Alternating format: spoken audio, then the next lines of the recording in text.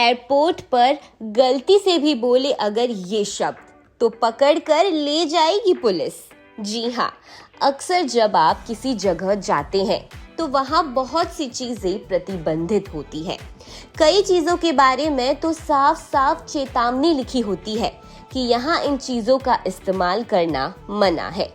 लेकिन कई जगहें ऐसी भी होती है जहाँ कुछ चीजों को लेकर बताया जाता है, लेकिन कुछ चीजों के बारे में साफ साफ जानकारी नहीं दी गई होती।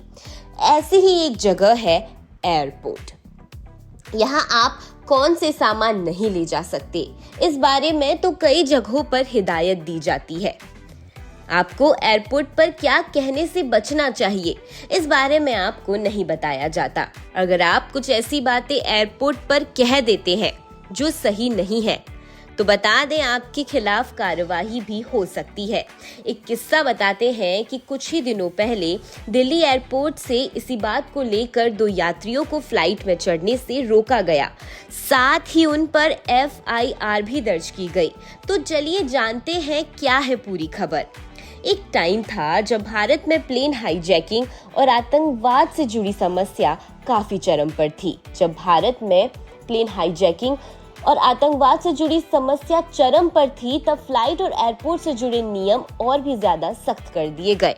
यूं तो एयरपोर्ट अथॉरिटी द्वारा या फिर भारतीय सरकार द्वारा एयरपोर्ट पर ना बोले जाने वाले शब्दों को लेकर कोई लिस्ट जारी नहीं की गई, लेकिन फिर भी व्यवहारिक तौर पर कुछ शब्द ऐसे हैं जिसका इस्तेमाल अगर आपने एयरपोर्ट पर किया तो आप मुश्किल में फंस सकते हैं, जैसे बम, एक्सप्लोसिव, हमला आदि हिंसक शब्द। अब हाल ही में दिल्ली एयरपोर्ट पर जब 2 यात्रियों की सेकेंडरी लैडर पॉइंट सिक्योरिटी पर चेकिंग चल रही थी, तब एक व्यक्ति ने बोल दिया, आप क्या करोगे, मैं न्यूक्लियर बम ले जा रहा हूँ। इसके बाद उन व्यक्तियों को पकड़ा गया और उनमें फ्लाइट में उनके चढ़ने से पहले रोक दिया गया। इसके बाद उन पर FIR दर्ज हुई। अगर कोई एयरपोर्ट पर इस प्रकार के शब्दों को बोल देता है जो कि वर्जित होते हैं, तो उस पर कार्यवाही के लिए संविधान में प्रावधान बनाया गया है।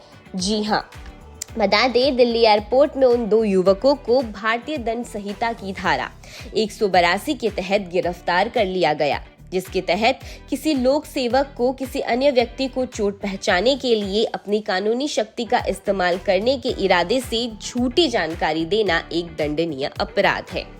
तो वहीं धारा 505(1)(b, जिसके तहत फर्जी बयान से जनता के बीच डर फैलाना होता है, और धारा 268 जो कि सार्वजनिक उपद्रव से जुड़ी हुई है।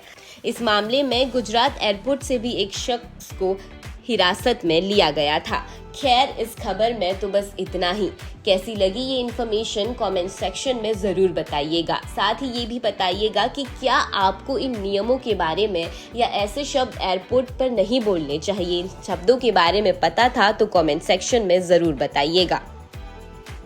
साथ ही आगे भी ऐसी ही इन्फॉर्मेशन से अपडेटेड रहने के लिए जरूर सब्सक्राइब करें हमारे YouTube channel explore India with Pooja को, ताकि ऐसी ही इन्फॉर्मेशन आप तक सबसे पहले पहुंच सके।